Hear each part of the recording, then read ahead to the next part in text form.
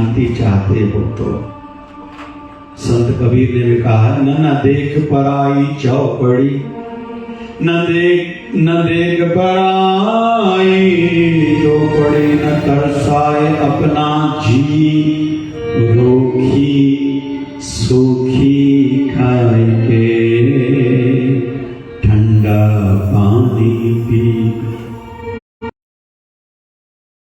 ज्यादा दूसरों को न देखो, ज्यादा देखोगे दुखी हो जाओगे। तुम्हें क्या करना है, इस पर केंद्रित खुद को जरूर करो।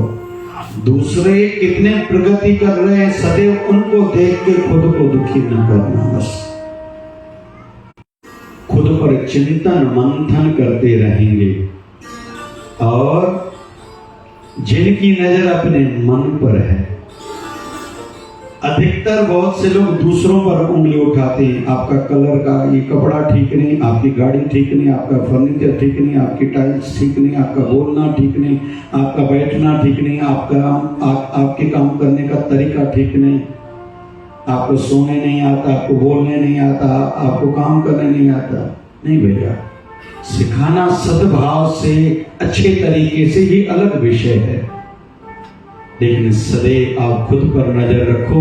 एक महापुरुष ने तो यहाँ तक कहा है कि बहुत से लोग सोचते हैं दूसरों को अच्छा बनाओ, उससे पहले आप खुद अच्छे बन जाओ तो कम से कम एक अच्छा व्यक्ति दुनिया में बढ़ा और एक बुरा व्यक्ति कम हुआ, ये भी आपका बड़ा विश्व में प्रगति में बड़ा योगदान माना जाएगा।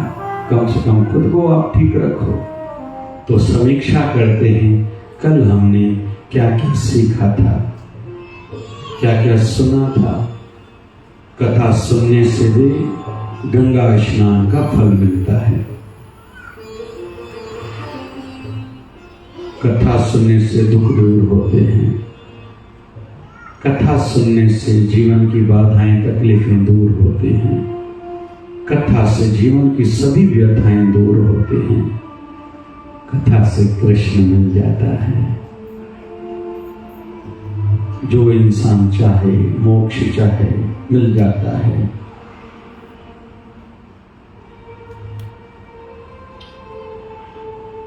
शिव कथा से, मैंने इन दिनों में शिव कथा कही थी, 14 सितंबर से 18 सितंबर 5 दिवस से करी थी अमरावती में, अभी 15 दिन पहले। और YouTube और Facebook पर वो कथा है। तो शिव कथा का मुख्य फल है, दुर्गति उसकी नहीं होती जो शिव कथा सुनते हैं।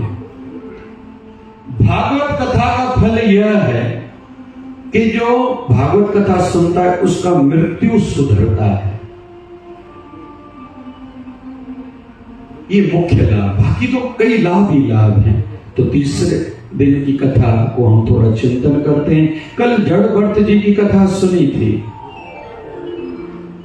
राजा था, मन में भाव था, अभी बहुत हो गया राज का, सब दे के अपनी संतान को साधना में गए थे। जंगल में रहते थे, नदी पर स्नान करना, फिर भजन करना उनका जीवन का नित्य नियम था। योगायोग एक हिरणी ने बालक को जन्म दिया, खुद मर गई, उसको देख के घर लेके आए, मोह जग गया, पूरा दिन उसकी परवरिश में लगता गया, हरि भजन छूट गया। अंत समय में इसका क्या होगा, इसका क्या होगा करते मरे थे।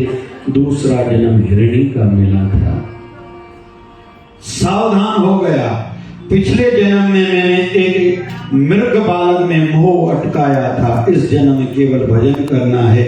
हिरणी के जन्म में भी खूब भजन करा था। इसका अर्थ ये भी मान सकते हैं, जिनका भजन बढ़ता जाता है, भले वो नीच योनि में भी जाएगा तो भी उसका भजन चलता रहता है।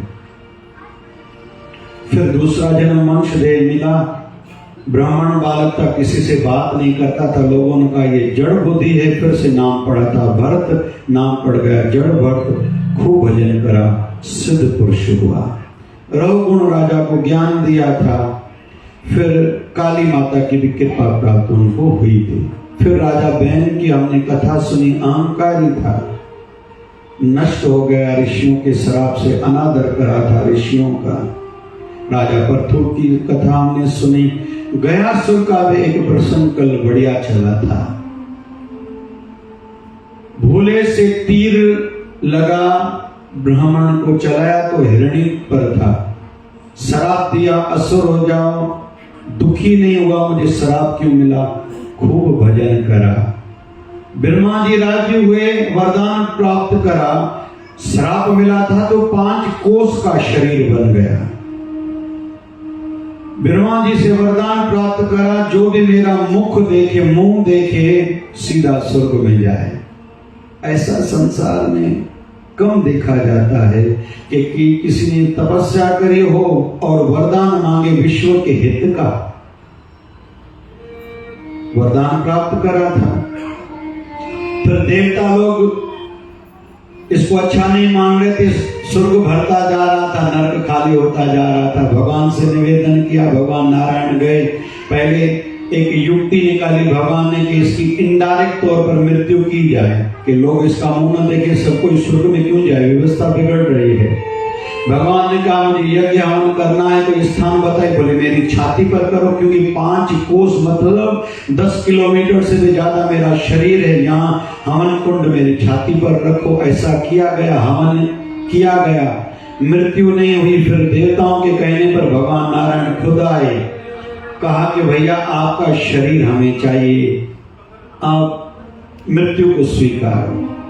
भगवान को कहा उसके बदले में 2 निवेदन हैं। बोले कौन से? बोले एक निवेदन है कि जैसे हवन आपने करा, सभी देवी देवता यहाँ आए थे, मेरा निवेदन है जब तक ये धरती रहे तब तक इस क्षेत्र में सभी देवी देवताओं का वास रहे। बस आप ऐसी प्रार्थना मेरी स्वीकार करो। भगवान का तथास्तु। और का दूसरी भी एक निवेदन है, प्रार्थना है, प्रभु इस क्षेत्र में कोई भी पिंडदान श्राद्ध करे या अपने पूर्वजों को केवल याद करे, उनकी सदगति को भगवान ने वरदान दिया, हाँ ऐसा ही होगा। वो क्षेत्र है गया। हम सब हिंदू भारत में या विदेश में जितने रहते हैं, अपने पितरों का अंत में पिंडदान श्राद्ध करने हेतु गया जाते हैं। मैंने कल भी निवेदन किया, हमारी भी हर साल की सेवा रहती है। अभी भी कथा पूरे होने के बाद मैं गया जाऊंगा। जो लोग खुद नहीं जा सकते, आर्थिक दृष्टि से बेटा नहीं है या बेटा है काम का नहीं है या स्वास्थ्य की तकलीफ है, हमें आप अपने पूर्वजों का नाम दीजिए, मैं विधिवत खुद जाके प्रयास करूंगा, एक एक का नाम लेके पिंडदान श्राद्ध वहां गया कर आएंगे। आपको बताया जाएगा, आप धर्म कर्म थोड़ा यहाँ करना। वो गया क्षेत्र था। गयासुर की कृपा हम हिंदुओं पर है, सनातनियों पर है कि उस क्षेत्र को वरदान प्राप्त है। फिर हमने थोड़ा पाप पुण्य के संदर्भ में सुना, अजामिल की कथा सुनी। फिर दक्ष राजा ने नारद मुनि को श्राप दिया था, ये कथा सुनी। और देवताओं को अहंकार हुआ था, उनके गुरुदेव, क्या नाम था उनका, देवताओं के गुरु कुंभकर्ण की पत्नी का नाम कौन बताएगा? इंदिरा देवी आई तो नहीं यहाँ? बताना थोड़ा, मुझे पता तो चले। कल हमने सुना इंद्र देवता आदि सभी देवता बैठे, गुरु बृहस्पति आए, किसने भी मान नहीं किया, सत्कार नहीं किया, गुरु नाराज हो गए। भगवान ने भी उनको कहा कि भैया जिससे गुरु नाराज है मैं कुछ नहीं कर सकता। उनका राज छीन लिया असुरों ने। कल कथा सुनी। फिर हिरण्याकश्यप और प्रहलाद की हमने कथा सुनी। भगवान नरसिंह अवतरित हुए थे, प्रकट हुए थे, दर्शन पाया था। बोलिए नरसिंह भगवान की। अभी चौथे दिन की कथा में हम लोग प्रवेश कर रहे हैं। शुकदेव जी महाराज बता रहे हैं, राजा परीक्षित सुन रहे हैं। उधर सूत जी महाराज नेमी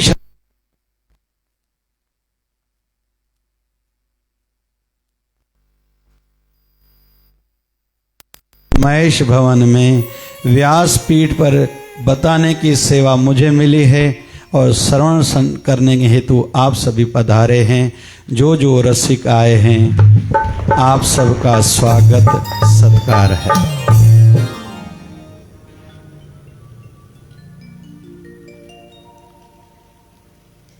अभी प्रहलाद की जब प्रभु ने रक्षा करी, प्रभु का रुद्र रूप था, क्रोधित थे। भगवान तब बहुत नाराज होते हैं जब भगवान के भक्त पर कोई अत्याचार करता है। यह बात सदैव याद हो। कोई भी भला मानस है जो भक्ति भाव से, निष्काम भाव से समाज हित के लिए, राष्ट्र हित के लिए, विश्व हित के लिए कोई कार्य कर रहा है ना, उसके काम में कभी भी बाधा नहीं डालनी चाहिए, नहीं तो भगवान रुष्ट हो जाते हैं। काम अच्छा न करें कोई बड़ी बात नहीं है, वैसे तो करना चाहिए इस दृष्टि से, लेकिन जो भला काम कर रहे हैं कम से कम भले काम करने वाले को भला जरूर कहें। और तीसरी बात, हो सके तो उनका सहयोग करें। और कोई कहे आप बड़े में बड़ा पुण्य बताओ, बड़े में बड़ा पुण्य है खुद कथा में आना, लेकिन और कईयों को कथा में लाना, ये बड़े में बड़ा पुण्य है। कैसे? हमारे पास कोई भूखा आया, हमने रोटी खिलाई, ये पुण्य का कर्म है ना भाई, है या नहीं है? लेकिन उससे ज्यादा पुण्य कर्म कैसे होगा अगर हमने उनको 2 बार रोटी खिलाई, बरोबर है? अगर 5 दिन हमने उसको रोटी खिलाई तो और ज्यादा पुण्य है, ठीक है? उसको पानी भी दिया तो पुण्य बढ़ेगा ना हमारा। और उससे ज्यादा हमने उनको रहने की जगह भी दी, ठीक है? फिर हमने उसकी शादी भी कराई, ठीक है? लेकिन उससे ज्यादा पुण्य उनको मिलेगा जो उसको काम धंधा सिखा के काम धंधे पे लगाएगा, कि जैसे वो पसीने की अपनी कमाई खाएगा, अपने पैरों पर खड़ा हो जाएगा, ठीक है? बड़े में बड़ा पुण्य ये है, किसी दुखी व्यक्ति को हमने कोई दुख के छूटने का उपाय बताया, ये पुण्य कर्म है। लेकिन कितनी बार हम किसके जीवन में झांक के देख सकते, किसी के पास जा सकते, अभी तो खुद से ही फुर्सत नहीं है।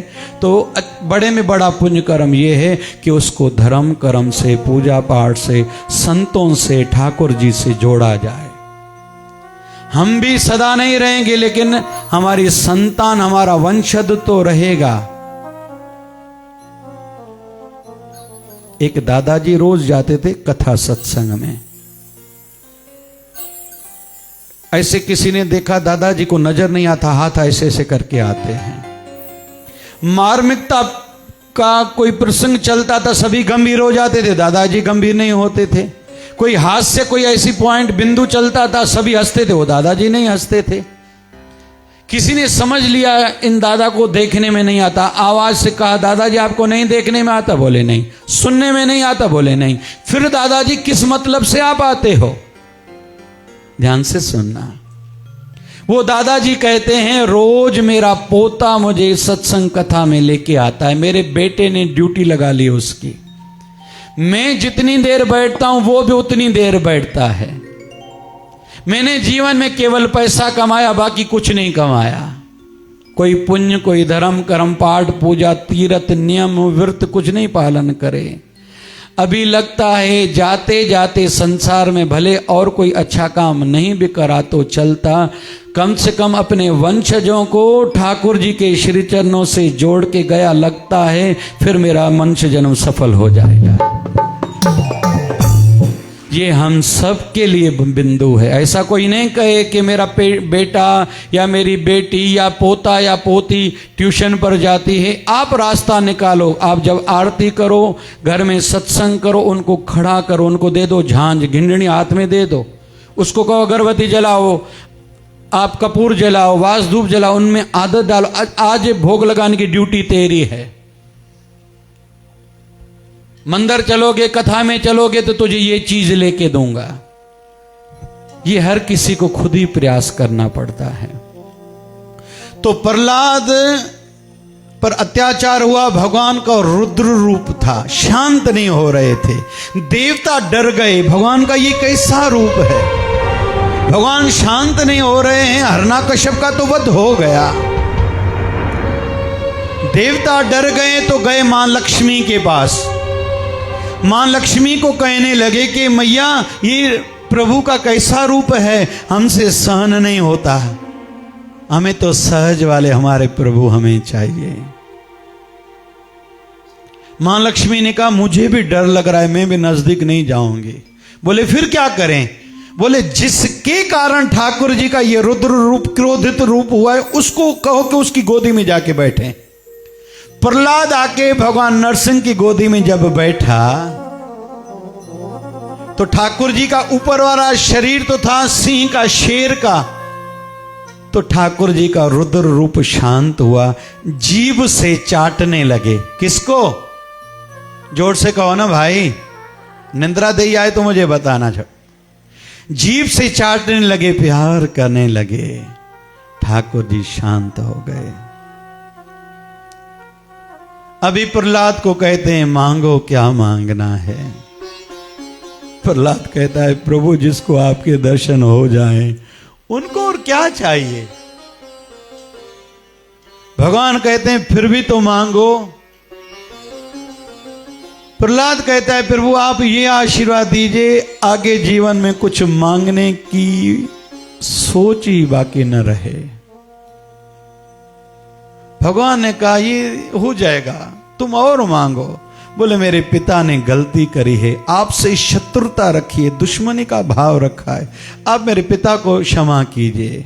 भगवान कहते हैं जिस घर में प्रहलाद जैसा बालक हो उस घर के कुल में से किसी से कोई पूछेगा क्या? धर्मराय को भी कहां ताकत है कि तुम्हारे पिता से कोई पूछेगा, क्योंकि जिस घर में प्रहलाद है। आगे चर्चा चली है, प्रहलाद ने कहा है प्रभु मेरी शादी विवाह 5 स्त्रियों से हुआ है। भगवान ने कहा क्या? बोले काम क्रोध लोभ मोह अहंकार रूपी ऐसे विकार हैं जिन्होंने मुझे घेर लिया है, मुझे आप कृपा करके कुछ उपाय बताइए। भगवान नरसिंह कहते हैं कि भोगों में किसी को तृप्ति नहीं मिलती, तृप्ति तो है त्याग में। जो छोड़ेगा उनको। और प्रहलाद सुनो, फिर प्रहलाद ने जब कहा है प्रभु मुझे त्याग का मार्ग बताइए, उपाय बताइए, जीवन में त्याग कैसे आए। भगवान ने कहा मैंने तुझे सुख इसलिए नहीं दिए, मतलब हम सबके लिए एक बात है, सुख इसने ले नहीं दिए कि आप मुझे भुला दो। बच्चे खेल रहे तो उनमें जाके गिरा, बोले इसकी सजा किसको मिलनी चाहिए? बोले उस सेठ को। बोले क्यों? बोले उसने क्यों ये कुआं खुदवाया था। तो सेठ ने कहा ये कोई बात है भाई, मैंने तो आप लोगों के हित के लिए करा था, अपने बच्चों की रक्षा तो आप लोग खुद ही करोगे ना भाई। वैसे ही अपने आप ही है, खुद को विकारों से बच। तो प्रहलाद भगवान से प्रश्न पूछता जा रहा है, भगवान उनको बचने के उपाय बताते जा रहे हैं, क्योंकि कुछ कुछ कर्म हर किसी को अपने ही काम आते हैं। भूख लगी है तो रोटी खुद ही खानी होगी, हम दूसरे को भी खुद का ही काम आएगा। मरना भी हर किसी को खुद ही है, तो व्यक्तिगत हर किसी को कुछ कर्म खुद पड़ते हैं। आगे वर्णन आता है, युधिष्ठिर और नारद जी के बीच में धर्म की चर्चा है। नारद धर्म के 30 लक्षण हैं। युधिष्ठिर महाराज ने पूछा, हम उनमें से 5 समझने का प्रयास करेंगे। मैंने कल भी कहा धर्म के 5 लक्षण, पहला है सत्य। सत्य बराबर तप नहीं, कही हम सब बचपन से गाते आए हैं, सत्य बराबर तप नहीं, झूठ बराबर नहीं पाप, जिनके हृदय सत्य बसे उनके हृदय आप। जहां सत्य है वहीं परमात्मा है। राजा हरिश्चंद्र की चर्चा हम लोग आज तक करते हैं, सतयुग में हुए हैं। दूसरा गुण बताया गया दया। दया धर्म का मूल है। गाई हम लोग बचपन से गाते हैं, दया धर्म का मूल है, पाप मूल अभिमान, तुलसी दया न छोड़िए, जब लग घट में प्राण। आजकल किसी को कोई एक्सीडेंट में देखता है तो आजकल फोटो निकालना, वीडियो निकालना शुरू कर देता है। कोई किसी को बचाने का प्रयास नहीं करता। ऐसा युग है, कठोरता इतनी बढ़ती जा रही है। कोई मजदूर काम कर रहा है, कोई काम वाली बाई, कोई दुकान पर कर्मचारी है, एहसास ही नहीं है। फिर लोग कहते हैं आजकल कोई नौकर, कोई काम करने वाला ईमानदार मिलता ही नहीं। अरे पहले तो आप ईमानदार बनो भाई। पहले के आचार्य, टीचर ईमानदार थे तो स्टूडेंट्स भी ईमानदार थे। आज कहीं तो भी विद्या पैसे पर आधारित हो गई है। तो बच्चों के मन में भी यही है, हम पैसे देते, मेरा पिता पैसा देता है। एक बच्चे से पूछा गया स्कूल का क्या अर्थ है? बोले स्कूल का अर्थ है जहां बच्चे को कूटा जाए और उसके पिता को लूटा जाए। बच्चे को कूटा जाए और उसके पिता को लूटा जाए, इसका नाम है स्कूल। तो दया जीवन में जरूर हो, पवित्रता ही। जितनी पवित्रता ही जिसके जीवन में होगी वो उतना ही बड़ी उड़ान भरेगा। आध्यात्मिक जगत में हमारे गुरुदेव बचपन में हमें बहुत इस बिंदु पर सिखाते थे। 1008 सदगुरु स्वामी शिव भजन जी महाराज, उड़ना चाहते हो, ब्रह्मचर्य पर कंट्रोल हो, आंखों पर कंट्रोल हो, कानों पर कंट्रोल हो, जीभ पर कंट्रोल हो, सोच पर, चरित्र पर कंट्रोल हो। उड़ना चाहते हो तो, बाकी तो संसार चल रहा है। सामान्य रहना है तो तुम्हारी मर्जी, विशेष बनना है तो ये नियम पहला है, पवित्रता। ये चौथा गुण बताया तपस्या। हम हिंदू धर्म में, सनातन में देखते हैं तपस्या तो हमारे जैसे खून में है। लगभग हम सभी रखते होंगे महाशिवरात्रि का व्रत। कौन कौन रखता है? हाथ ऊपर करे। लगभग हम सभी जन्माष्टमी का व्रत रखते होंगे। कौन कौन रखता है? लगभग हम सभी रामनवमी का व्रत रखते होंगे। कौन कौन रखता है? पूर्णमासी का हम लोग व्रत रखते ही हैं। कौन कौन रखता है? चलो थोड़ा गहरा जाऊं। एकादशी कौन कौन रखता है? हमारे यहां तो पूज्य शिवदार आश्रम सिंधु नगर में हर एकादशी का व्रत भी रखा जाता है। हवन यज्ञ विश्व शांति के लिए सवेरे 9:30 बजे होता है हर एकादशी पर। और थोड़ा आगे बढ़ें, कार्तिक मास का उपवास कौन कौन रखता है? माघ मास का कौन कौन उपवास रखता है? थोड़ा आगे बढ़ें, चतुर्मास का कौन कौन रखता है? अभी किसको किसको है इस समय? मेरा चल रहा है, स्वामी रामकृष्ण का चल रहा है। इस बार तो 5 महीने का चतुर्मास है क्योंकि अधिक मास बीच में आया है। फिर हम लोग बहुत और भी रखते हैं, जैसे कुछ लोग सोमवार का व्रत रखते, कोई मंगलवार का, कोई बुधवार, गुरुवार, शुक्रवार, शनिवार का, रविवार का उपवास रखते हैं। हर उपवास का अलग फल है। जिसका मन शांत है उनको सोमवार का रखना चाहिए। कर्जे चढ़े हुए हैं, बुधवार का उपवास रखो। काम में बाधाएं हैं, बुधवार का रखो और चतुर्थी का रखो।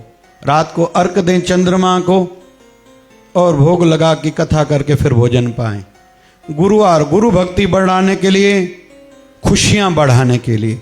जिनके जीवन में कर्जे ज्यादा चढ़े हुए हैं, शरीरक रोग चल रहा है, रविवार का उपवास रखें। तपस्या हमारे यहां तो कदम कदम पर है। और हर कोई खुद भी नियम पालन करे। जब नींद से उठेंगे पहला काम स्नान करेंगे, पूजा करेंगे।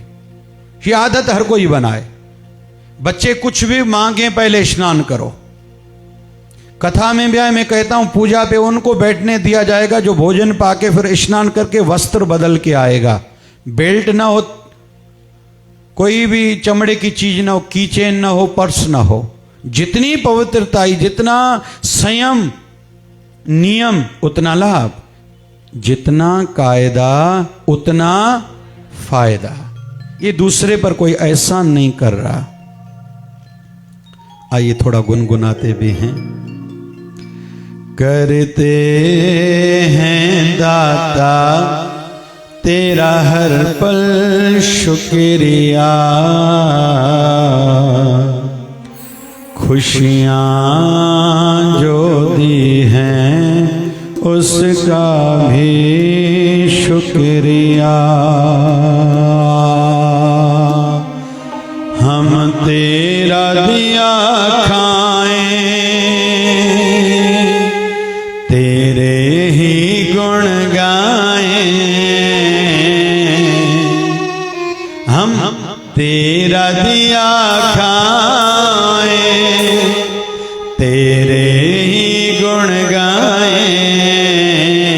जीवन जो दिया है उसका भी शुक्रिया, खुशियाँ जो दी हैं उसका भी शुक्रिया। गाई गाई कर दे दाता तेरा हर पल शुक्रिया, खुशियाँ जो दी है उसका भी शुक्रिया। हम तेरा दिया खाएं, तेरे ही गुण गाएं।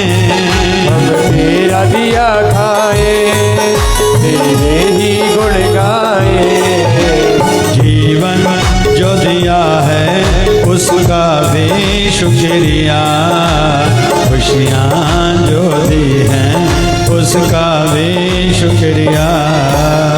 जीवन जो दिया है उसका भी शुक्रिया, खुशियाँ जो दी है उसका भी शुक्रिया।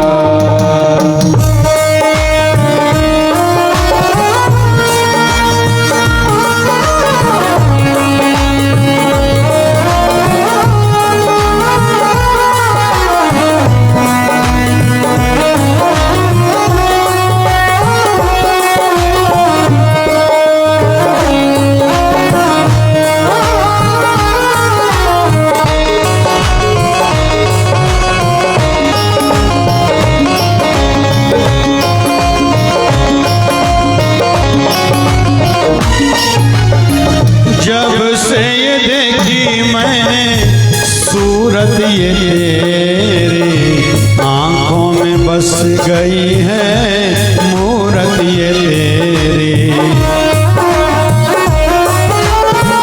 जब से ये देखी मैंने सूरत ये तेरी, आंखों में बस गई है मूरत ये तेरी। तेरा दर्शन मुझे मिला, मुरझाया फूल खिला।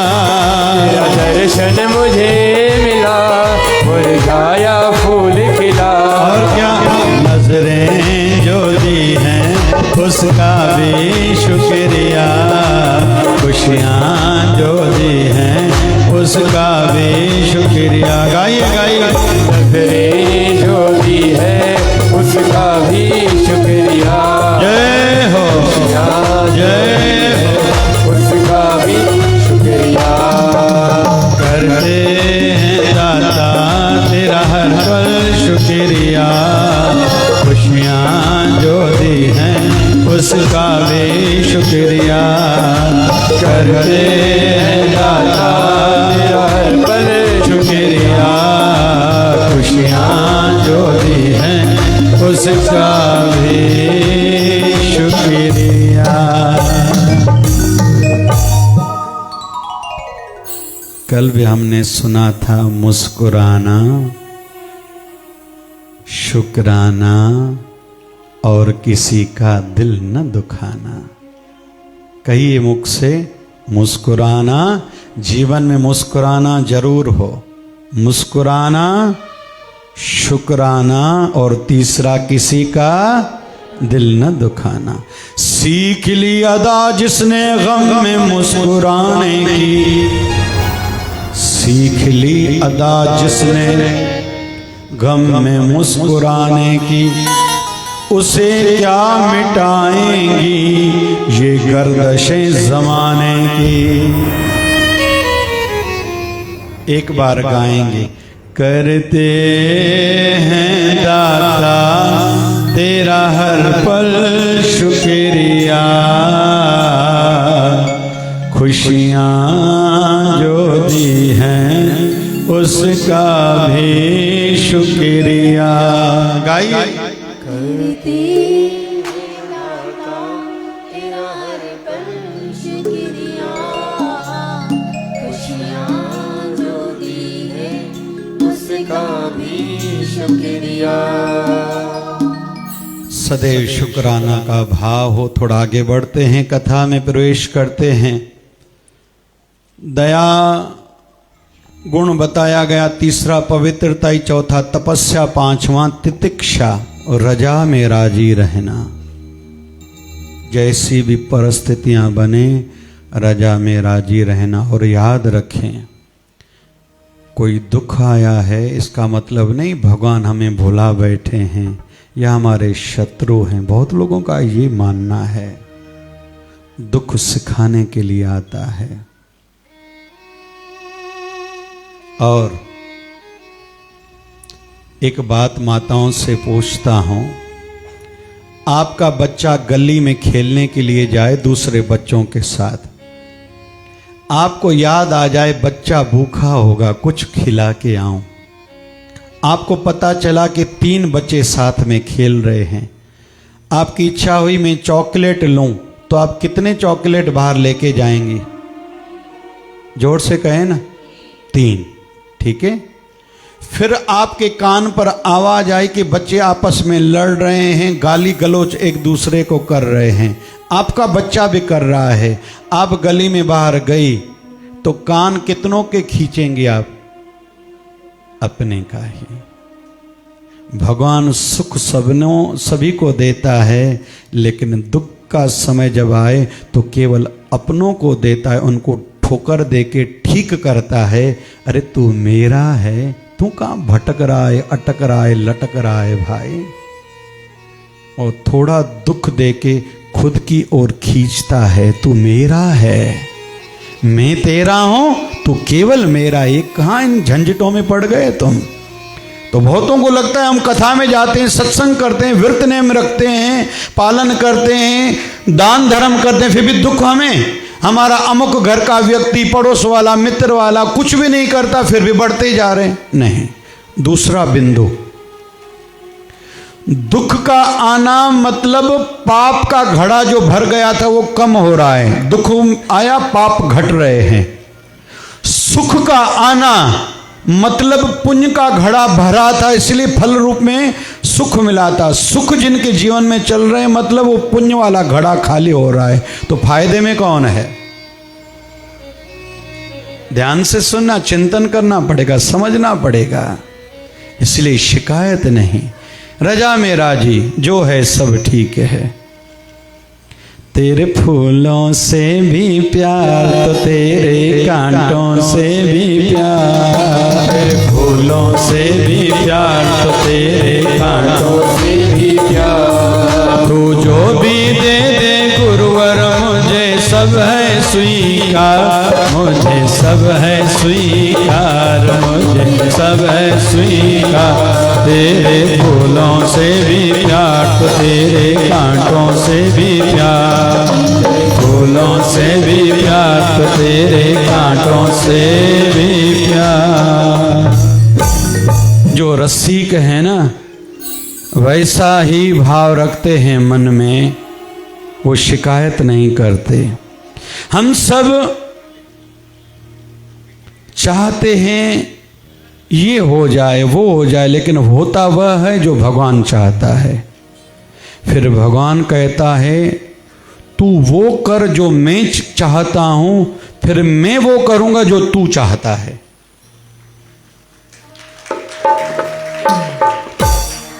वेस्टर्न में और हम में क्या अंतर है बड़ा? अंग्रेज लोग कहते हैं बच्चे के जो मन में आने उसको करने दो। हमारा हिंदू धर्म कहता है नहीं भाई, बच्चे को ये ही कराओ। इसलिए विदेश वालों को बच्चे और संतान से कोई सुख प्राप्त नहीं है, हमारे भारत में है। चलो इस बिंदु को बाद में लेंगे, आगे बढ़ते हैं। अभी सुखदेव जी महाराज से प्रश्न पूछा गया राजा परीक्षित ने कि सुना है दान करना चाहिए। बोले हाँ। बोले कब और कैसे, कोई तिथियां विशेष हैं क्या? बोले हाँ है।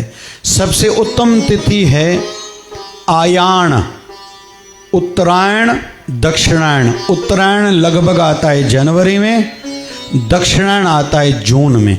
हर कोई याद रखे, इस दिन पर किया हुआ दान अक्षय फल देता है।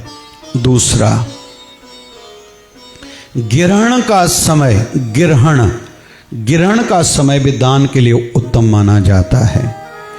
तीसरा, कभी तीर्थ पर जाएं, वहां दान करने का फल बहुत है। पुष्या नक्षत्र जब गुरुवार को आए या रविवार को आए, दान और साधना के लिए उत्तम माना जाता है। पुष्या नक्षत्र, रवि पुष्या योग माना जाता है या गुरु पुष्या योग माना जाता है, अमृत योग कहते हैं उसको। घर में कोई मंगल कार्य हो, दान का फल बहुत है। भगवान न करे कोई गुजर जाए, फिर हम भी जो 12वीं की रोटी करते हैं ये भी दान में आता है। कोई गुजर जाए, उसकी जितनी भी वस्तुएं घर में पड़ी हुई हो ना, एकदम घर से निकाल देनी चाहिए, दान करना चाहिए। फिर बहुत से लोग अपने घर के व्यक्ति के लिए कोई गुजर जाता है, दान पुण्य करते हैं। बहुत से तीर्थों में हम लोग जाएंगे ना, अभी दिनों ब दिन थोड़ा कम दिखाई दे रहा है, कम दिखाई दे रहा है। पहले कई बड़े बड़े जो धनाढ़ सेठ थे, अपने बड़ों के नाम पर धर्मशालाएं बनाते थे। विशेष तौर पर मैंने देखा है, गुजराती समाज हो, मारवाड़ी समाज हो, आदि आदि आदि, अग्रवाल समाज हो, जितना मैंने देखा है, धर्मशालाएं बनाते थे अपने माँ बाप के नाम से, गुरुदेव के नाम से, समाज हित के लिए, धर्म के लिए। तीर्थों पर बड़ी बड़ी धर्मशालाएं थी। अभी दिनों में दिन देखा ये भी जा रहा है, वो मेंटेन नहीं हो पा रही है। मेरी यात्रा 15 दिन लगभग बाहर रहती है कथा सत्संग हेतु, तो जो भी रास्ते में तीर्थ आता है जरूर जाता हूँ, लेकिन अच्छा नहीं लगता किसी होटल में ठहरना पड़े। प्रयास करता हूँ कुछ कोई धर्मशाला हो, लेकिन स्वच्छता तो, मेंटेनेंस तो हो कम से कम। तो दान करना चाहिए घर में कोई गुजर जाए, लेकिन फल अधिक मिलेगा। कोई जरूरतमंद है, भूखा है, आपने उनको रोटी खिलाई, पुण्य है। यहाँ बाहर भंडारा आजकल प्रसाद करा रहे हैं। आज का प्रसाद हमारे दिलीप भाई पोपट जी के परिवार और गोपाल राठी जी की ओर से, शायद अभी नाम आना बाकी, उनकी ओर से है। ये पुण्यदायक है, लेकिन साथ साथ में ध्यान में रखें, हमारे सामने कोई भूखा आया, हमने उनको रोटी खिलाई, ये बड़ा पुण्य है। कोई प्यासा सामने आया, हमने उनको पानी पिलाया, ये बड़ा पुण्य का काम है। बीमार है, उसको औषधि दिला के दी, ये हमारा बड़ा पुण्य का कार्य है। हमारे शिवधार आश्रम की ओर से 29 नवंबर 2015 से पंजाब राव मेडिकल कॉलेज में रोज़ हमारे आश्रम में भोजन बनता है, ज़रूरतमंदों में बांटा जाता है। लगभग 200 लोगों को भोजन जाता है। प्रभु दया से आने वाली 29 नवंबर मतलब 2.5 महीने के बाद 8 साल पूरे हो जाएंगे, और ठाकुर जी की कृपा से एक दिन का भी खाड़ा नहीं, रोज़ भोजन जाता है। हर किसी को ये सेवा कार्य करना चाहिए, रुचि बढ़ानी चाहिए। जरूरतमंद में जिस समय की जो सेवा बनाए उसमें रुचि हो। हम लोग आगे बढ़ते हैं कथा में। अभी सुखदेव जी महाराज से राजा परीक्षित पूछते हैं, कोई ऐसा उदाहरण भी है कि ठाकुर जी ने किसी पशु को दर्शन दिया हो? बोले हाँ, ऐसा उदाहरण है। एक गज था, परिवार सहित नदी पर स्नान करने हेतु गया। पानी से एक गिरहा निकला, मगरमच्छ निकला, उसने उसके पैर को पकड़ा। गज के मन में आया परिवार सहित स्नान करूं और सूंड से पानी भरकर, कभी माँ बाप बच्चे पत्नी सबके ऊपर पानी डाल रहा था, खुशी का वातावरण था। लेकिन गिरहा ने नीचे से पकड़ लिया। हाथी है धरती का जीव, धरती पे हाथी में पावर शक्ति ज्यादा है। मगरमच्छ है पानी का जीव, गिरहा को पानी में शक्ति बहुत है, खींचता जा रहा है। हाथी ने प्रयास करा मैं खुद को बचाऊं, नहीं बचा पाया। फिर मां बाप को बुलाया, वो भी नजदीक नहीं आए। पत्नी को कहा आओ तुम बचाओ, पत्नी ने कहा कहीं आपको छोड़ के मुझे न पकड़ ले। बच्चों को कहा मुझे बचाइए, बोले आपने तो फिर भी दुनिया देखी, हम तो अभी छोटे हैं, अभी दुनिया देखनी बाकी है। किसी ने नहीं बचाया। कहते हैं उस हाथी को मन में आया अभी दुनिया के दरवाजे बंद हो गए, खुद पर भी जो गर्व था मैं ये कर सकता हूँ वो कर सकता हूँ, वो भी काम की बातें नहीं हुई। अभी बाकी जाके बचा है एक सहारा। सूंड से एक कमल का फूल था, सामने तोड़ के ठाकुर जी को अर्पित करा था, पुकारा था। ऐसी भी मान्यता है रा कहा था, राम भी नहीं कह पाया क्योंकि हाथी राम कैसे कहेगा। आधा नाम जपा था, ठाकुर जी को बुलाया था। भगवान नारायण गर्भ पर चढ़ के आए और सुदर्शन चक्र से उस गिरहा का वध किया और हाथी को छुड़ाया था। बोलिए भगत वत्सल भगवान की।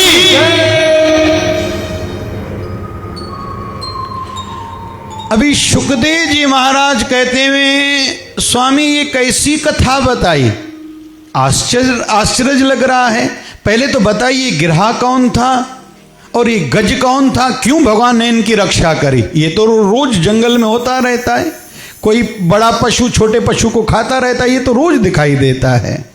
तो सुखदेव जी महाराज कहते हैं परीक्षित सुनो, ये जो गिरहा था ना, गिरहा मगरमच्छ, ये पिछले जन्म में कुटूर नाम का एक गंधर्व था। एक ऋषि स्नान करने हेतु परिवार सहित किसी नदी में गया। इसी ने, वो भी गंधर्व अपने परिवार सहित आया था, बच्चों को कहा कि देखना इस ऋषि का बहुत मजा आएगा। तो नीचे गया, जाके उस ऋषि के पैर पकड़े। ऋषि को ऐसे लगा कि कोई शायद गिरहा कोई मगरमच्छ आए। जैसे वो कूदे ऊपर तो ये बाहर निकला, हंसने लगा और इसके परिवार वाले भी हंसने लगे। तो ऋषि के मुख से निकला, अरे तुम गिरहा हो क्या, मगरमच्छ हो क्या, पैरों को ऐसे कोई किसी की पकड़ता है, जाओ गिरहा हो जाओ। वो गंधर्व नाम कुटूर नाम का बाहर निकला, मैंने तो मजाक करी। अरे बोले मुझे डरा दिया, मैं भजनानंदी हूँ, सदैव भजन करता रहता हूँ, मेरा भजन खंडित हो गया। बोले मुझसे गलती हुई। तो ऋषि ने कहा मेरे मुख से जो शराब निकला है वो तो होके ही रहेगा, लेकिन तुझे इस गिरहा की योनि से छुटकारा देने हेतु ठाकुर जी खुद ही आएंगे। बोले फिर ये हाथी कौन था? बोले पिछले जन्म में ये राजा था, इंद्रधमन करके नाम था, बोलता बहुत था। इसके गुरुवर थे।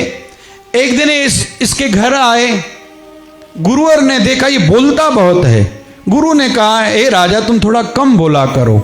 तो उसने कहा कैसे खुद पर कंट्रोल करूं? बोले संध्या काल को नहीं बोला करो, बस भजन किया करो। एक दिन संध्या को माला लेके महल के बाद थोड़ा गार्डन था, बगीचे था, बगीचे में बैठ के भजन करने लगा। उधर से एक ऋषि गुजरे, उनका रास्ता दिखा हुआ नहीं था। उसने कुछ पूछा कि अमुक मोहल्ला किस ओर है, इसने जवाब नहीं दिया और ऐसे गर्दन हिलाई। तो ऋषि कहते हैं अरे हाथी की भांति सिर को क्यों हिला रहे हो, मैं पूछ रहा हूँ रास्ता का तुम नहीं बता रहे हो। तो उस ऋषि को भी क्रोध आ गया, कहा जाके हाथी हो जाओ। इसके उपवास का समय पूरा हुआ। राजा का तो ढूंढने लगा, उस ऋषि से जाके माफ़ी मांगी कि इसमें मेरी कोई गलती नहीं है, मेरे गुरुवर की आज्ञा का पालन मैंने करा था। उन्होंने कहा था संध्याकालीन माला जप करो, बोला नहीं करो, मौन रहा करो, मैंने गुरु के वचन की पालना करी। तो कहा ऐसी बात है, चलो कोई बात नहीं, मेरे मुख से जो शराब निकला वो तो होगा, लेकिन आपको अंत समय में दर्शन देने हेतु ठाकुर जी खुद पधारेंगे और हाथी की योनि के बाद आपको मोक्ष गति मिलेगी। बोलिए भगत वत्सल भगवान की जय। जब भगवान ने गिरहा को मारा, हाथी को भी भगवान का दर्शन हुआ, उनकी भी मृत्यु हुई। थोड़े ध्यान से सुनना। हाथी जब वैकुंठ धाम में पहुंचे तो ठाकुर जी पहले से आसन पर विराजमान थे, लेकिन वो गिरहा भी पहले से ही बैठा था। इसके मन में आया, क्यों भाई, भगवान को पुकारा मैंने, मेरी रक्षा हेतु भगवान गरुड़ पर चढ़ के आए, इसका वध किया, मेरे से पहले ये वैकुंठ धाम में पहुंचा है। भगवान समझ गए कि इसके मन में संशय है। भगवान ने कहा, तेरे मन में कुछ शंका का उत्पन्न कोई जन्म हुआ है, ऐसा मुझे दिखाई दे रहा है तुम्हारे चेहरे के हाव भाव से। बोले हाँ, मैंने आपको पुकारा, मेरी रक्षा हेतु आपने इसका वध करा, मेरी रक्षा करी, मेरे से पहले ये वैकुंठ कैसे पहुंचा। भगवान ने कहा, इसने तुझे पकड़ा था ना, गिरहा ने, मगरमच्छ ने। बोले हाँ। कहाँ पकड़ा था। बोले पैरों को। बोले जो भी मेरे भक्तों के पैर छूता है ना, उसको मैं सीधे अपने वैकुंठ धाम बुला लेता हूँ। भली तो तुझे मारने की भाव से, लेकिन तेरे पैर तो छुए ना, इसलिए कोई भी मेरे भक्त का पैर छूता है, मैं सीधा उसको अपने धाम लेके आता हूँ। क्या कथाएं भागवत महापुराण में। हम लोगों को किसी को प्रणाम करना जैसे बड़ी बात लगती है, और विशेष तौर पर किसी का अपना भले गुरु क्यों ना हो, किसी पार्टी शादी में मिले, बाजार में मिले, फिर तो भूल जाते हैं कि जूता भी उतार के प्रणाम किया जाता है। मुख में किसी के तंबाकू पड़ा हुआ है, जूठा मुंह है, फिर भी पता नहीं क्यों लोगों को ये ध्यान में नहीं आता कि हम लोग उतनी ही विधि से प्रणाम करें। बाजार भले क्यों ना हो, लेकिन गुरुदेव तो हमारे वही हैं, हम भी तो वही हैं। कोई ब्राह्मण शरीर है, कोई बड़ा बुजुर्ग है, पता नहीं क्यों लोगों को। और अभी तो भारत की संस्कृति ऐसे होते जा रही है, ऐसे दूर से करते हैं, अरे छाती में लगाना हमारा कोई है कि संस्कृति है क्या भाई। या बड़े किसी को प्रणाम करते हैं, आजकल घुटनों पर हाथ रखते हैं। मैं सोचता हूँ घुटने का दर्द वो ले रहे हैं या दे रहे हैं उसको। आजकल बड़ों को घुटनों पर हाथ रखते हैं, कभी कभी सोचता हूं ये दर्द उनका ले रहे हैं या दे रहे हैं। पांव पर हाथ लगाना तो जैसे लोग भूलते जा रहे हैं। याद रखें, सभी के, हम जितने बैठे हैं सभी के पैरों में भगवान विष्णु का वास है। किसी को पैरों पर हाथ लगा के प्रणाम करना मतलब भगवान नारायण को प्रणाम करना है। हमारे शरीर में देवता रहते हैं, पवन देवता रहते हैं या नहीं रहते। उसको कहें क्या 5 मिनट के लिए भले आप चले जाओ, चलता है। अग्नि देवता रहते हैं। अग्नि देवता कहाँ, जठरा अग्नि, डाइजेस्टिव सिस्टम, खाना हजम होता है। सूर्य नाड़ी, सूर्य नारायण आंखों में, इधर राइट नॉस्ट्रिल में। चंद्र नारायण लेफ्ट में। जिनको गुस्सा ज्यादा आता है उनको उपाय बताऊं क्या। यहां कोई ऐसा बैठा है जिसको गुस्सा आता हो? कौन कौन है? थोड़ा हाथ ऊपर करो, थोड़ा देखूं तो सही। या ऐसा पूछते हैं, ऐसा कोई बैठा है जिसको गुस्सा नहीं आता हो? नहीं, काहे का उपाय बताऊं भाई, मुझे बता। जिनको गुस्सा बहुत आता है ना, राइट नॉस्ट्रिल को, नाक को बंद करके लेफ्ट से श्वास लेना, लेफ्ट से श्वास छोड़ना। या जिनको नींद नहीं आती, या जिनका मन डिस्टर्ब है, ठीक है। ये फिर कुछ लोग ऐसे आलस से ज्यादा उनमें पाया जाता है। यहां कोई ऐसा बैठा है क्या? कभी कभी काम बहुत लेकिन मूड नहीं बन रहा, आलस से बहुत है। बोले चाय पियो, कितनी बार? बोले 2 बार, फिर भी मजा नहीं आ रहा। लेमन टी ट्राई करके देखो, ब्लैक टी ट्राई करके देखो।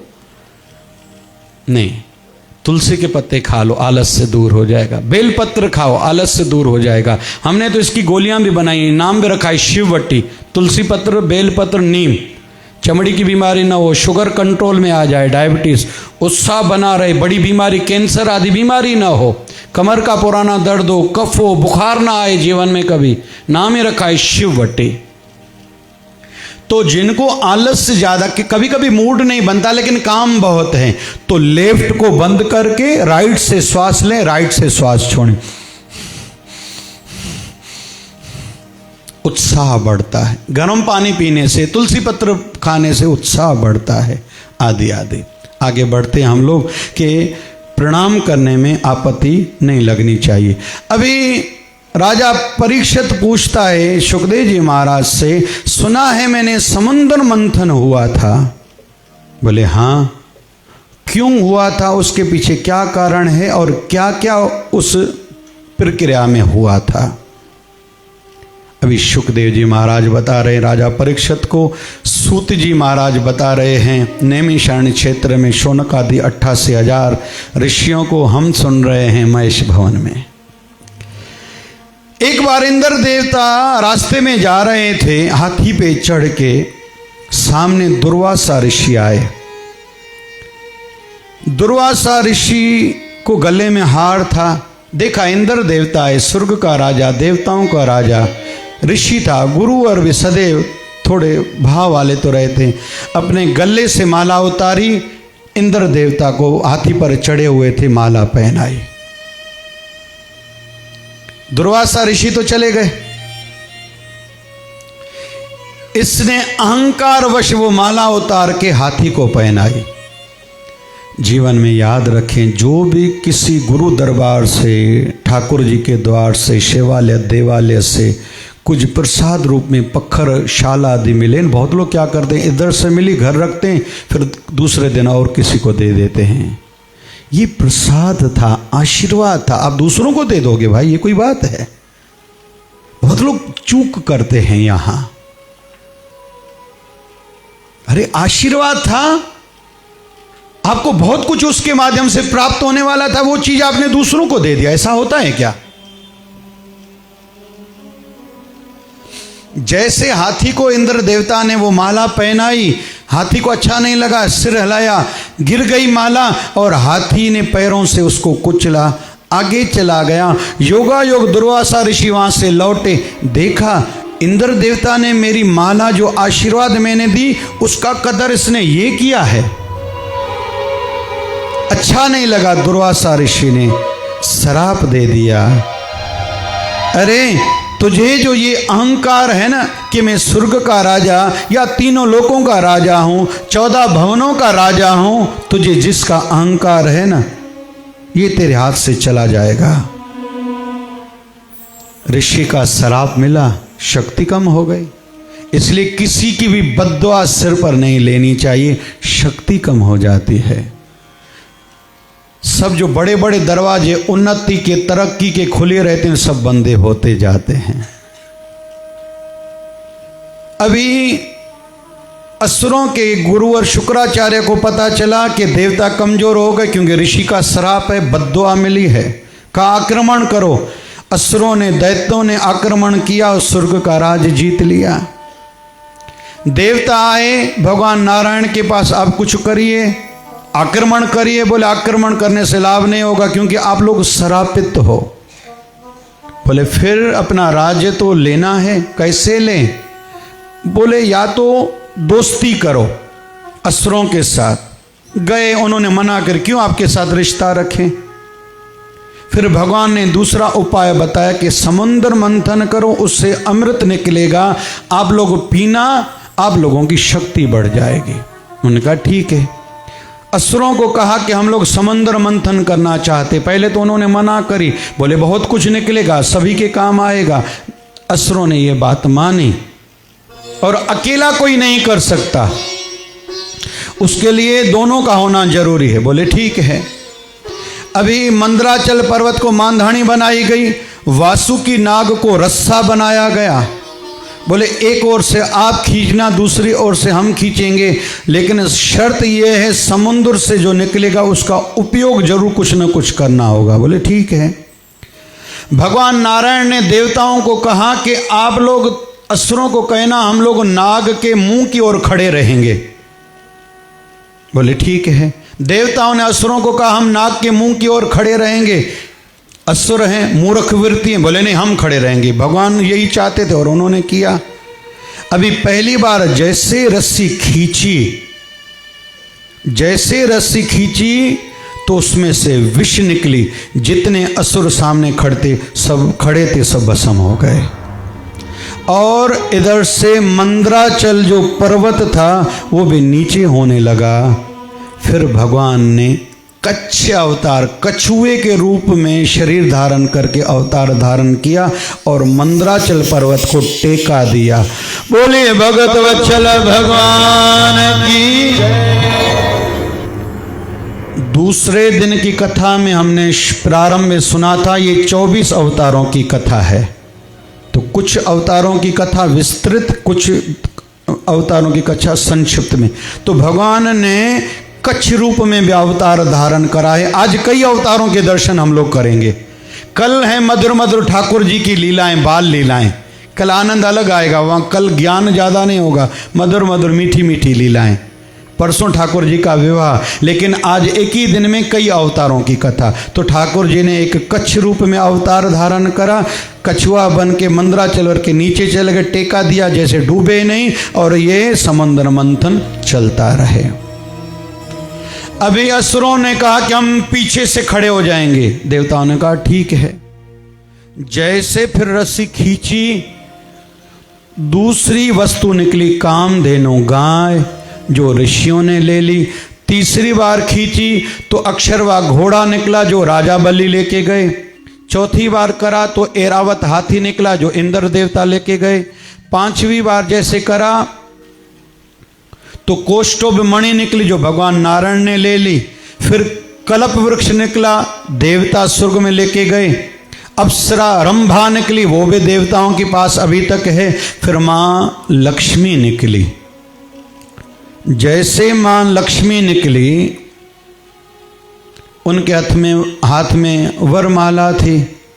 अभी सोचती है किसको पहनाऊं, सुंदर हैं। सामने असुर आए, माँ लक्ष्मी सोचती हैं शक्तिशाली तो हैं, मूर्ख है, मुझे इनको नहीं पहनाना। फिर देवताओं को देखा, शक्तिशाली हैं पर अहंकारी हैं, इनमें से भी मुझे कोई अपना पति नहीं बनाना। फिर सामने ऋषि आए, ज्ञानी हैं, अच्छे हैं, लेकिन फिर क्रोधी हैं, बात बात पर श्राप दे देते हैं।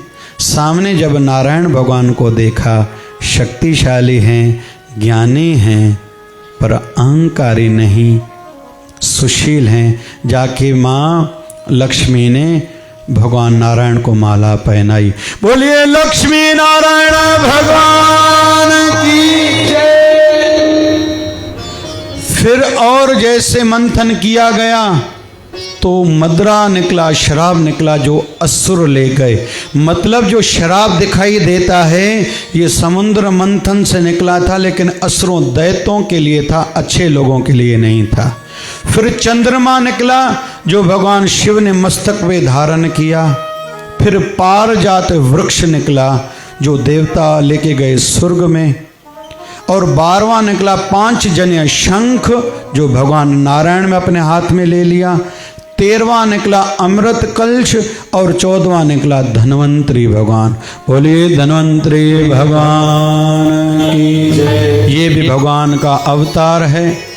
जिनके जीवन में शारीरिक रोग ज्यादा हैं,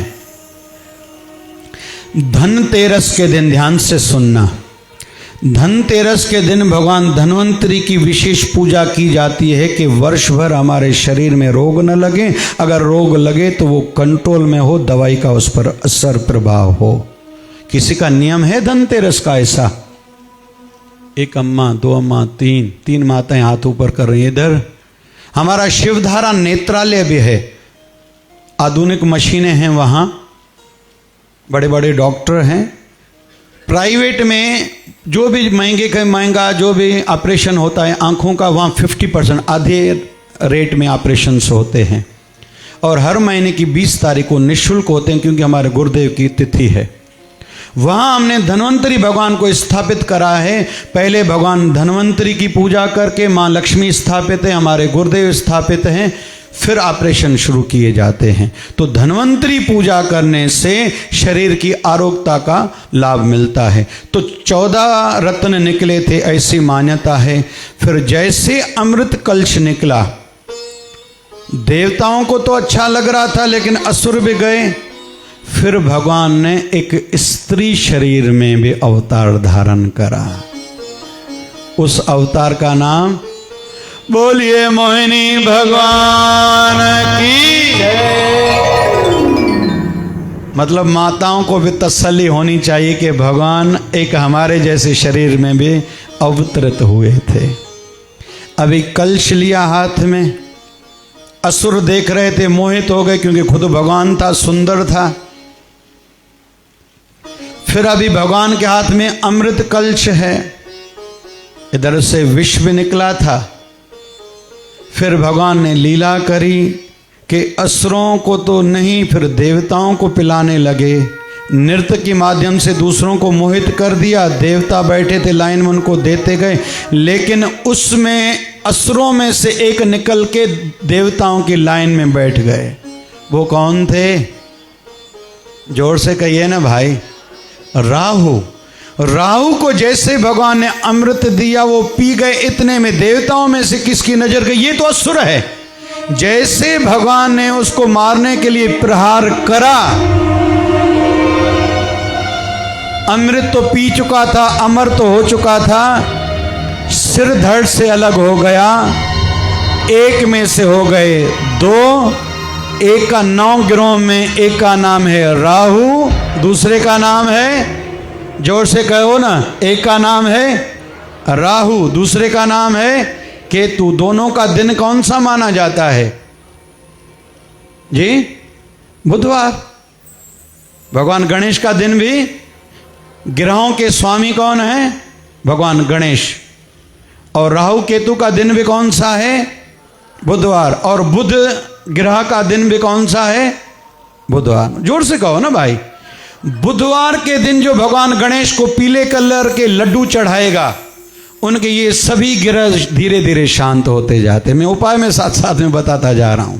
बोलिए भगत वत्सल भगवान की। फिर देवताओं को शक्ति आ गई, फिर आक्रमण करा और स्वर्ग का राज जीत लिया।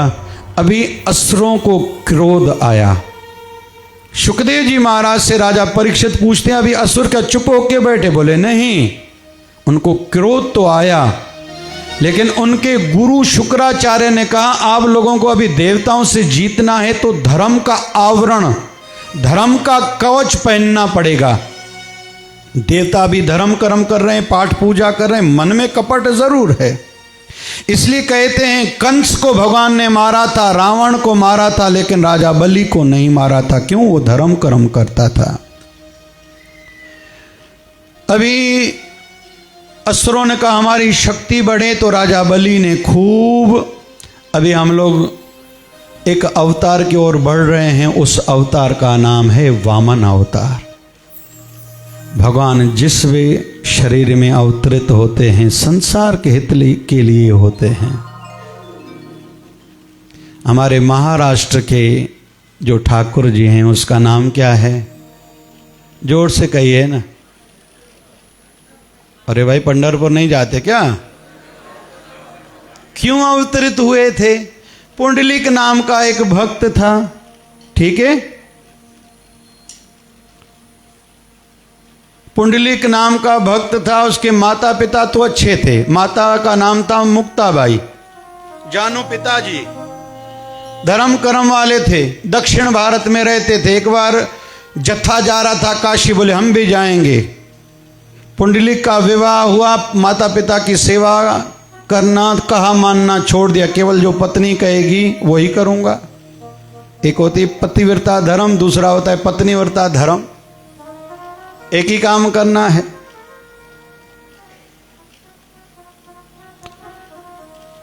माँ बाप तैयार हुए, पत्नी ने कहा हम लोग भी चलेंगे। बोले क्यों? बोले ऐसा ना हो तुम्हारे माता पिता वहां दान पुण्य बहुत करके आए।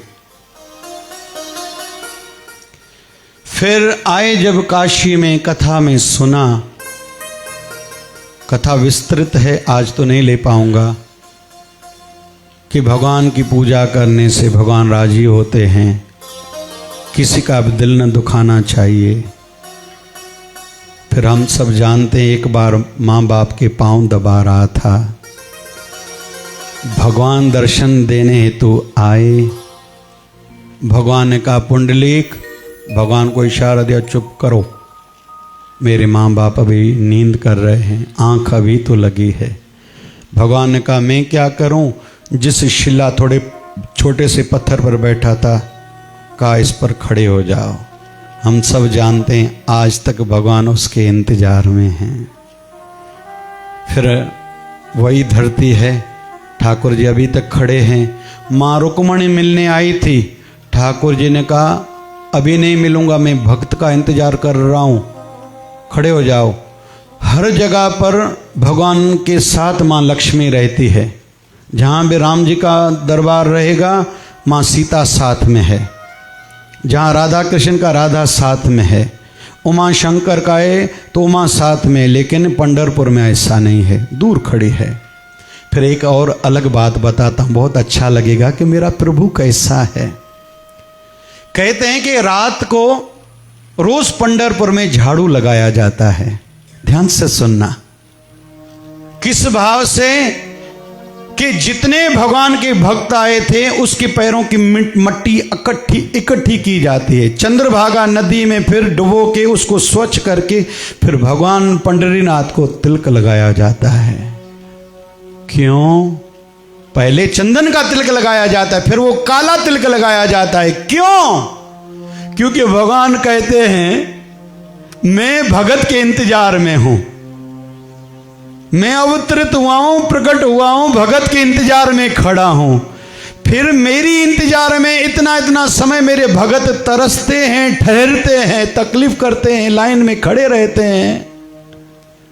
मैं ऐसे भक्तों की चरणों की धूली खुद पर लगाना चाहता हूं, पश्चाताप की दृष्टि से कि मैं खुद भक्त के लिए खड़ा हूं, आप लोग मेरे लिए फिर दर्शन के लिए खड़े रहते हो, मुझे अच्छा नहीं लगता, इसलिए आपके पैरों की मट्टी में सिर पर लगाता हूं। विठ्ठल माजा माजा माजा माजा माजा, विठ्ठल माजा मी विठ्ठलाचा जय। विठ्ठल माजा माजा माजा माजा, विठ्ठल माजा मी विठ्ठलाचा, विठ्ठल माजा माजा माजा माजा माजा, विठ्ठल माजा मी विठ्ठलाचा, विठ्ठल माता माता माता माता माता, विठ्ठल माता मी विठ्ठलाचा, विठ्ठल माता माता माता माता माता, विठ्ठल माता मी विठ्ठलाचा, विठ्ठल माता माता माता माता माता, विठ्ठल माता मी विठ्ठलाचा, विठ्ठल माता माता माता माता माता, विठ्ठल माता मी विठ्ठलाचा, विठ्ठल माता माता माता माता माता, विठ्ठल माता मी विठ्ठलाचा, विठ्ठल माता मी विठ्ठलाचा, विठ्ठल माता मी विठ्ठलाचा, विठ्ठल माझा माझा माझा माझा माझा, विठ्ठल माझा मी विठ्ठलाचा। गाइए। विठ्ठल माझा माझा माझा विठ्ठल माझा मी विठ्ठला पंडरीनाथ भगवान की। राजा परीक्षित ने पूछा सुखदेव जी महाराज से, क्या फिर दैत्य चुप करके बैठे? बोले नहीं, लेकिन धर्म का कवच पहना, धर्म कर्म करना आदि। फिर प्रश्न किया कि राजा बलि को दैत्यों का राजा क्यों बनाया गया? फिर ये कथा ध्यान से सुनेंगे, थोड़ा जल्दी जल्दी बीच बीच में चलेंगे, समय का ध्यान रखना है। राजा बलि, हमारे 3 आदि देव हैं, ब्रह्मा विष्णु, जोर से कहो ब्रह्मा विष्णु, ब्रह्मा विष्णु। तीनों 4-4 महीने, राजा बलि है पाताल का राजा, तीनों 4-4 महीने तक उसके दरवाजे पर चौकीदारी करने हेतु जाते हैं। ठीक है। ये चतुर्मास में भगवान नारायण नीचे थे, अभी तक नीचे हैं। देव उठनी एकादशी के दिन बाहर आएंगे, इसलिए कोई भी 4 महीने इन दिनों में कोई भी मंगल कार्य नहीं होता, क्योंकि मंगलम भगवान विष्णु मंगलम गरुड़ध्वज। मंगल कार्य के स्वामी भगवान नारायण हैं, वो है ही नहीं धरती पर। ठीक है। फिर भगवान शिव जी जाएंगे और महाशिवरात्रि के दिन फिर धरती पर आएंगे। फिर 4 महीने भगवान ब्रह्मा जी जाएंगे। तो राजा बलि हैं पाताल के राजा। अभी प्रश्न पूछा जा रहा है वो राजा क्यों बने? तो सुखदेव जी महाराज बता रहे हैं राजा बलि पिछले जन्म में एक डकैत थे और डाका मारने के लिए गए। घरवाली को कहा कि आज साथ वाले गांव के बाहर जाऊंगा, भूख लगेगी, 2 रोटी बना के दो। धर्मपत्नी ने 2 रोटी बना के दी। रास्ते में इंतजार कर रहा था, कोई राहगीर यहां से गुजरेगा तो मैं उसको लूट लूंगा, पैसे बहुत मिलेंगे, घर जाऊंगा। 2 रोटी थी, भूख लगी, जैसे कपड़े में खोला, रोटी खाने को बैठे, सामने कुत्ता आया, रोटी का टुकड़ा तोड़ा, कुत्ते को डाला, कुत्ते ने खाई, भूखा था, दूसरा टुकड़ा डाला, खाई, तीसरा टुकड़ा, ऐसे करते करते दोनों रोटी उसको खिलाई। और रोटी खिलाने में इसको 24 मिनट लग गए। किसको? निंद्रा देवी आए तो बताना मुझे। ठीक है। राजा बलि के पिछले जन्म की कथा है। अभी समय से इसकी मृत्यु हुई। धर्मराय के दरबार में पहुंचे, बोले इसका खाता खोलो। बोले जीवन भर में पाप करे हैं, केवल एक ही पुण्य कर्म कराए 24 मिनट का। धर्मराय ने पूछा पहले पुण्य कर्म का फल चाहिए या पाप का? योगा योग शुक्राचार्य असुरों के गुरु वहां से गुजर रहे थे, इशारे में कहा कहो पुण्य कर्म का। जो कुत्ते को रोटी खिलाई थी उसके फल रूप में, और गुरु ने बताया क्या मांगो। इसने कहा मुझे स्वर्ग का राजा बनना है। स्वर्ग के आसन पर बिठाया गया, लेकिन कितने मिनट के लिए? जोर से कहिए। जितना जो शुभ कर्म करता है उतना ही फल उसको मिलता है। कितने मिनट के लिए? 24। भगवान राम जी 14 साल वनवास क्यों गए थे? 15 साल क्यों नहीं? 13 साल क्यों नहीं? इसलिए कि रावण की आयु बाकी 14 साल बची थी। हर बात के पीछे कुछ न कुछ कथा है, फिर कथा में भी कथा है। हमारे ये शास्त्र इतने गूढ़ हैं। 24 मिनट के लिए सुर का राजा बना, मजा आ गया। 10 मिनट तक तो नृत्य देख रहा है, कुछ खा पी रहा है, समय बर्बाद कर दिया।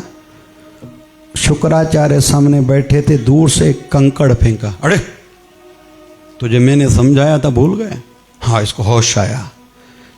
गुरु का काम यही है, जगाना। गुरु का काम क्या है? जो जगा हुआ हो वो जोगी, जो जगना चाहता है वो जग्यासु।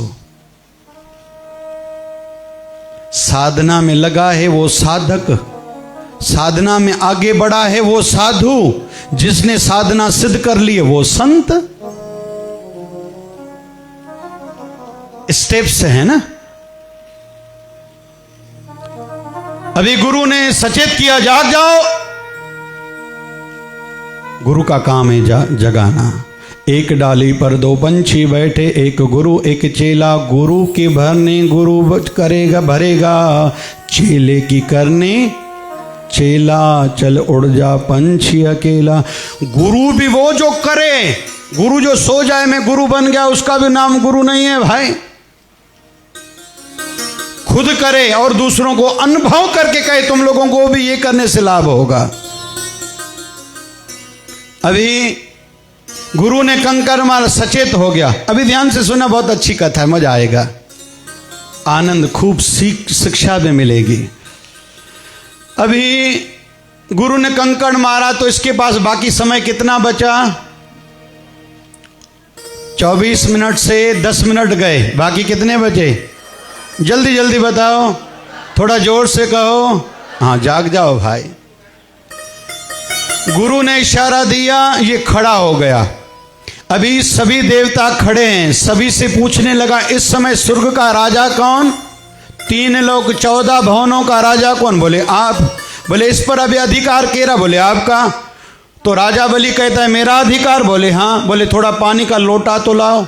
लाए, थोड़ा अंजलि ली, पानी की अंजलि ली। बोले मेरा जितना भी समय है मैं अपने गुरु को दान करता हूं। क्या करता हूं? देवताओं में हड़बड़ी मच गई, भाई ये तेरा है क्या? बोले मैंने तुम लोगों से पूछा ना, मैंने तुम लोगों से पूछा ना, तुम लोगों ने कहा तेरा है तो मेरी मर्जी में जिसको भी दान करूं। देवता गए भगवान नारायण के पास, ये कोई बात है? थोड़ी टाइम के लिए राजा बना, कहता मैंने अपने गुरु को दान कर दिया, ये कोई बात है? भगवान नारायण आए, बोले ये क्या कोई बात हुई भाई? बोले मैंने इनसे पूछा भाई। बोले ये तुम्हें किसने बताया था? बोले मेरे गुरुवर ने। बोले गुरु ही तो ऐसा है जो भगवान से मिलने के, भगवान के दर्शन के उपाय बताया करता है। अभी 14 मिनट पूरे हुए, इसको कहा गया उतर जाओ भाई, अभी चलो नरकों की ओर। बोले क्यों?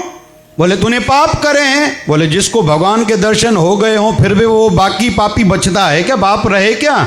अभी कैसे मैं नरक में जाऊं? फिर से भगवान नारायण हंसने लगे कि बताओ ये तुम्हें किसने बताया? बोले ये काम मेरे गुरुदेव का है। तो राजा बलि ने ये दान करा था, इसलिए स्वर्ग का राजा बना था। अभी इसके मन में था और शक्ति बढ़ानी है, हवन करना है। गुजरात में जूनागढ़ डिस्ट्रिक्ट में आगे हम लोग बढ़ते हैं, एक नगर का नाम है वामनथली, पहले नाम था, अभी वनथली बोलते हैं। मेरा साल में 2-3 बार जाना वहाँ होता है, जहाँ राजा बलि ने यज्ञ की तैयारी करी। यज्ञ करके खूब पुण्य इकट्ठा करूं, देवताओं पर आक्रमण करेंगे और सदा के लिए असुरों के हाथ में स्वर्ग का राज्य आ जाएगा। तैयारी होने लगी। गुरु शुक्राचार्य आए, यज्ञ करेंगे, बहुत बढ़िया, शक्ति आ जाएगी। किस किस की रोज की आदत है, नियम है रोज का हवन यज्ञ करना? क्योंकि काम के भी तो काम करता चलो ना भाई, केवल सुन के हाँ जयराम जी की बहुत अच्छा कथा हुई हम तो चलते हैं भाई। किसी का नियम है? मेरा नियम तो है भाई, किया करो जैसे जैसे संभव हो। छोटा हवन कुंड मिलता है, ज़्यादा नहीं तो गायत्री मंत्र तो सबको आता है, महामृत्युंजय मंत्र सबको आता है, अपना गुरु मंत्र आपका जो भी है, फिर ओम नमो भगवते वासुदेवाय सबको आता है, ओम नमः शिवाय सबको आता है, राम राम राम राम मंत्र सबको आता है, पूर्ण मंत्र है राम। आहुति डालो। कल मैंने कहा था 2 मंत्र बताऊंगा, एक वो मंत्र जिसके ऊपर कर्जा चढ़ा हुआ है वो उतरने का, दूसरा कहा था जिन बच्चियों की मंगनी शादी में तकलीफ आ रही थी वो मंत्र बताऊंगा। किसको किसको सुनना है? नहीं तो आगे बढ़ो मैं। चलो आप लोग आपस में डिस्कशन करो, फिर बताऊंगा, क्योंकि अभी आप सोच रहे हो महंगी चीज़ ऐसी नहीं, महंगी चीज़ ऐसी थोड़ी दी जाती है। हम लोग किसी साड़ी के दुकान पर जाते हैं तो पहले वो पूछते हैं आपको कितने वाली चाहिए, तो मैं भी वो पूछ रहा हूँ आपको कितने वाला कुछ चाहिए भाई? तो जल्दी अभी बताऊं या बाद में? नहीं, आप लोगों ने सभी ने हाथ ऊपर नहीं करा ना। आपका ध्यान थोड़ा कथा में लगे, इसलिए हमें तो बताना ही है। जिनके ऊपर कर्जा चढ़ा हुआ है, थोड़ी लाल मैसूर की दाल ओम नमः शिवाय करके शिव लिंग पर रोज चढ़ाया करो। बुधवार को गाय और बैल को पालक या हरी घास खिलाया करो और एक मंत्र का जप दीप जला के सामने जल रख के किया करो।